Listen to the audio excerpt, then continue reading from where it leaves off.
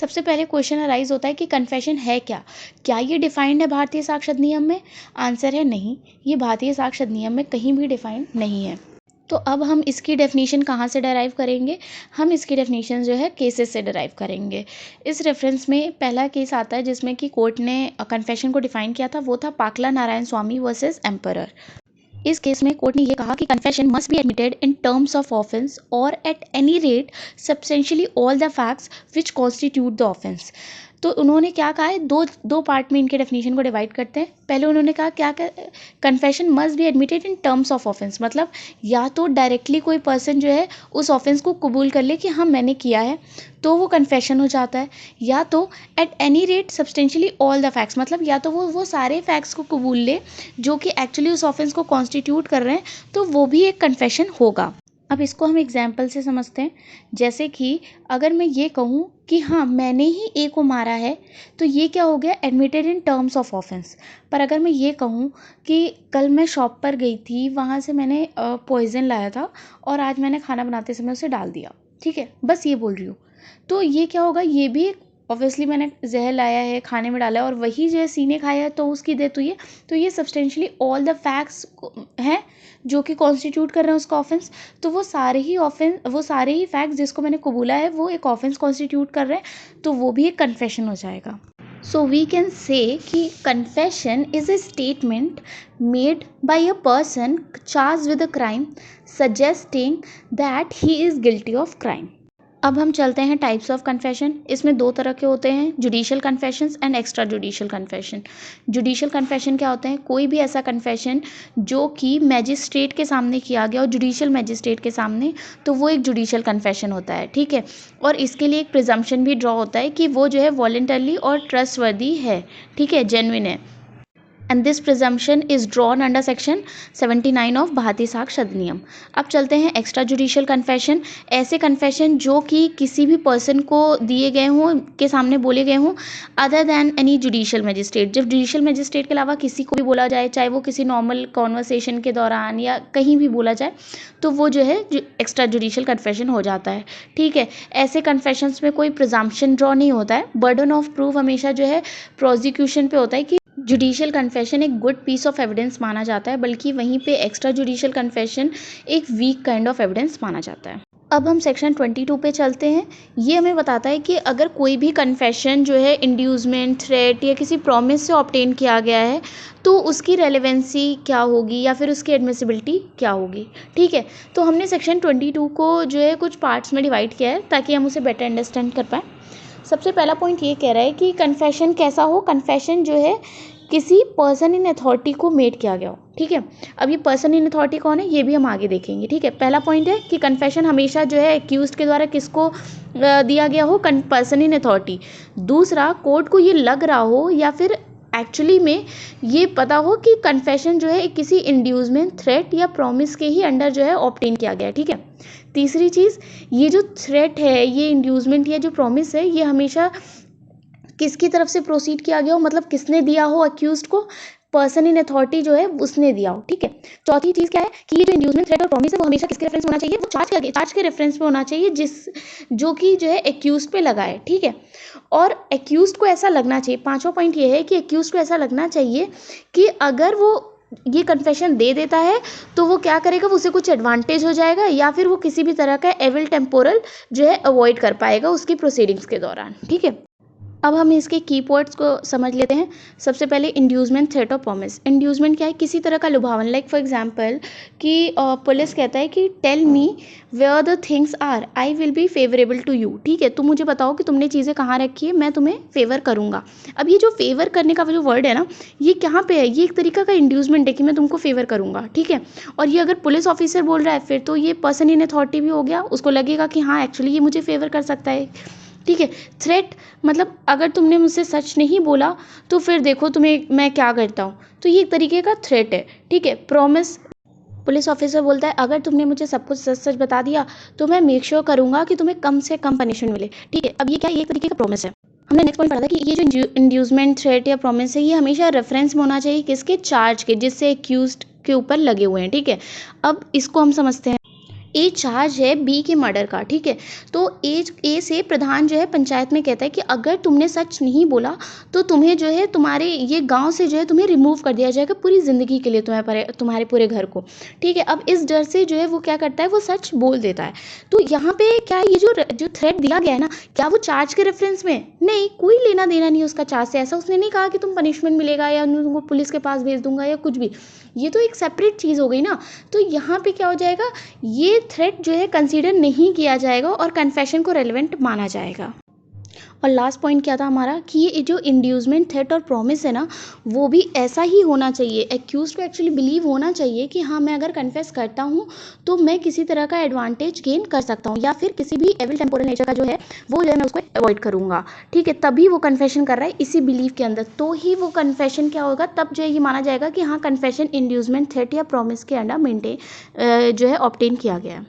अब नेक्स्ट की वर्ड है कि person in authority. Question arise होता है कि पर्सन इन अथॉरिटी कौन होता है। ऐसा कोई भी पर्सन जो इंगेज्ड हो एक्यूज के एप्रीहेंशन में या फिर डिटेंशन में, प्रोसिक्यूशन में, या फिर पावर हो उसके पास उसको एग्जामिन करने की, ठीक है, किसी भी तरह की पावर जो कि वो उसके चार्ज के रेफरेंस में होल्ड कर रहा है, तो वो पर्सन इन अथॉरिटी हो जाता है, ठीक है। एग्जाम्पल के तौर पर आप ले सकते हो गवर्नमेंट ऑफिशियल्स, मैजिस्ट्रेट। पर एक प्योरली प्राइवेट पर्सन जो है कभी भी पर्सन इन अथॉरिटी जो है नहीं माना जाएगा। अगर वो इवन सम इन्फ्लुएंस भी होल्ड कर रहा है ना एक्यूज पे, तो भी नहीं कंसीडर किया जाएगा पर्सन इन अथॉरिटी।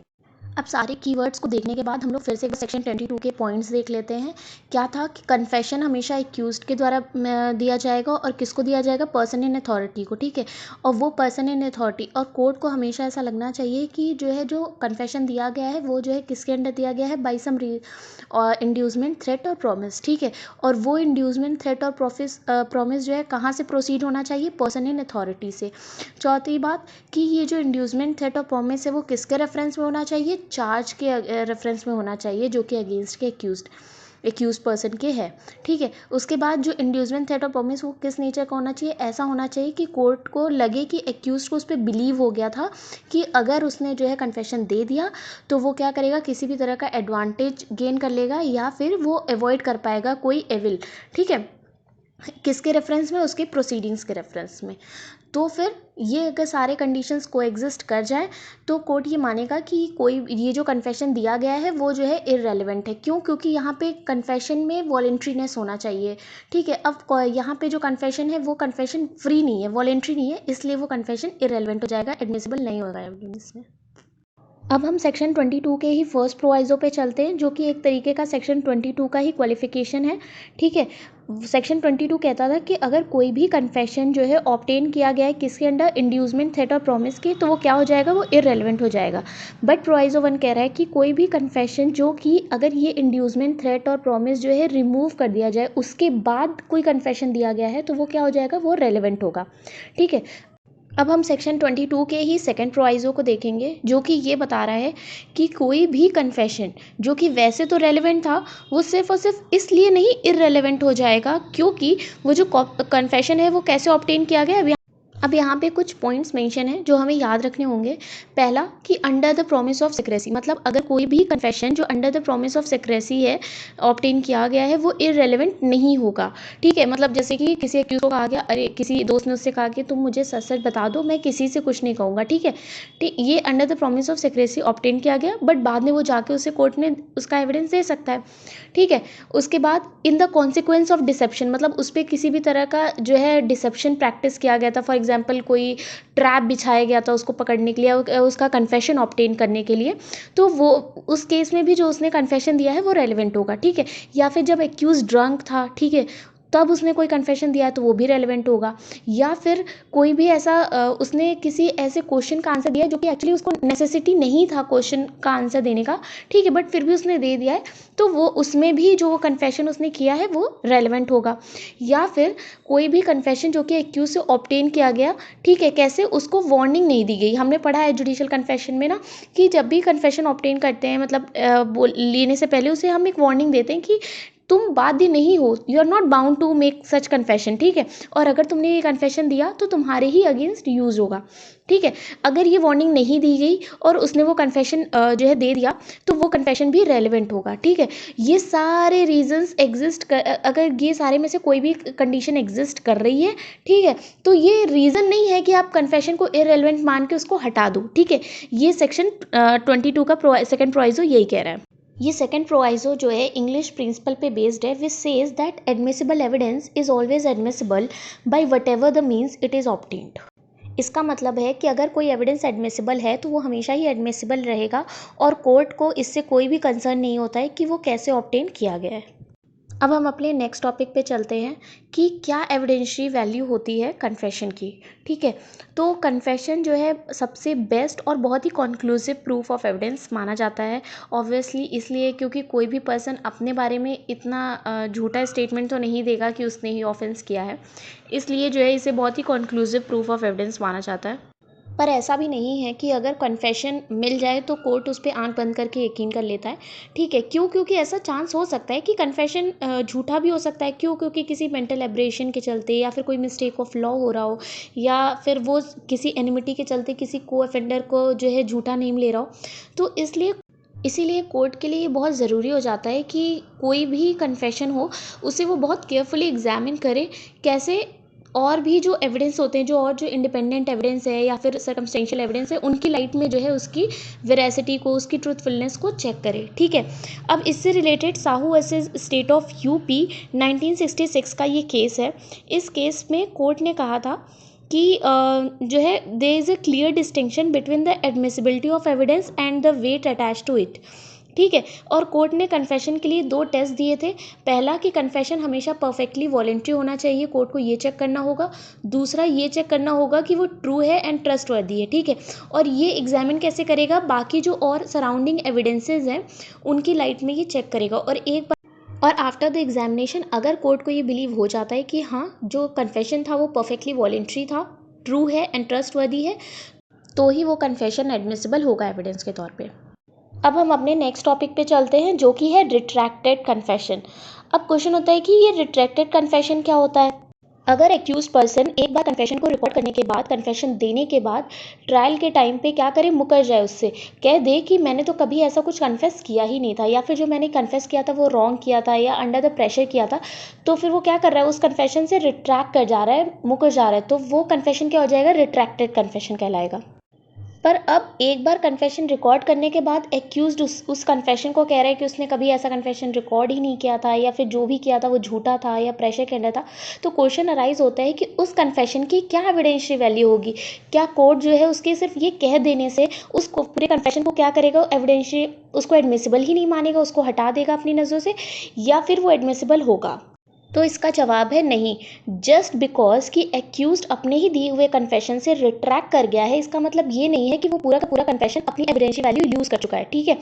कोर्ट उस पर जो है रिलाई कर सकता है, बट क्योंकि अब ये कन्फेशन बहुत ही क्वेश्चनेबल हो गया है, इसलिए कोर्ट जो है उसको और भी जो अदर सर्कमस्टेंशियल एविडेंस है उसके लाइट में एग्जामिन करेगा, ठीक है।